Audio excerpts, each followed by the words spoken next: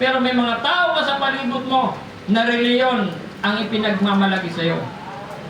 Batas ng reliyon ang inihaharap sa iyo, ang ino-offer sa iyo. Ang ipinagmamalaki nila ay ang reliyon, samantalang ikaw ay pinagmamalaki mo si Jesus. Dito mo masusukat kung sino kang talaga. Si Jesus, tignan po natin in John chapter 8 verse 7 and 11, ang sinabi nito, may dinala kay Jesus yung mga Pariseo, yung mga leader ng simbahan ng reliyon, ano po nung araw, sa kanyang panahon. May dinala na isang babaeng nahuling sa pangangalo niya, sa pakikiapid. At ang sabi nila kay Jesus, ang babae ito ay nahuli namin sa pakikiapid. Ayon sa kasulatan, ayon sa batas ni Moises, siya ay dapat batuhin hanggang mamatay. Yan. Si Jesus. Ganon sinubok si Jesus para matest nila si Jesus. Pero kung titignan po natin, ano yung sagot ni Jesus dito? Babasahin po natin in John chapter 8 verse 7. Dito ko na lang kunin sa Tagalog. John chapter 8 verse 7. Sabi ni Jesus, patuloy sila sa pagtanong, kaya't tumayo si Jesus at nagsalita.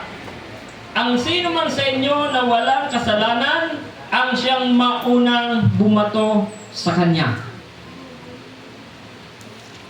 Bitbit na mga leader na ito ng reliyon, yung isang babae na nahuli sa pangulo niya at gusto nila na ipatupad ni Jesus yung batas na kailangan ang babae ito na nahuli sa pangulo niya ay batuhin hanggang sa mamatay. Pero tingnan natin yung karakter ni Jesus. Paano niya kinumpronta ang mga tao itong may kataasan sa kanilang sarili. Sabi ni Jesus, antong senaryo dito, verse 7, patuloy sila sa pagtanong, kaya tumayo si Jesus at nagsalita, ang sino man sa inyo na walang kasalanan, ang siyang maunang bumato sa kanya. Para bang sinasabi ng Panginoon, kung kayo ay malinis, kung kayo ay walang kasalanan, sige, hatulan niyo yung tao.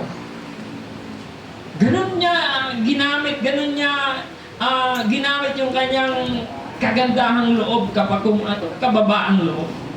Hindi niya kinumpronta doon sa kanilang reliyon, hindi niya dinibate kung ano-anong mga batas na sinasabi. Simple lang sagot ni Jesus. Para baga, kung kayo walang kasalanan, hindi kayo ang bumato. Nang makita ito, nang marinig nila ito, isa-isa silang umalis. Mula sa pinakamatanda, sabi doon, hanggang sa pinakabata. Iniwanan yung babae ngayon.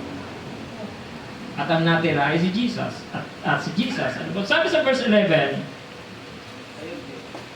wala po, okay, tinanong ni Jesus, nasaan sila? Wala bang humatol sa iyo? And verse 11, wala po Ginoo. Sagot ng babae, sinabi ni Jesus, hindi rin kita hahatulan.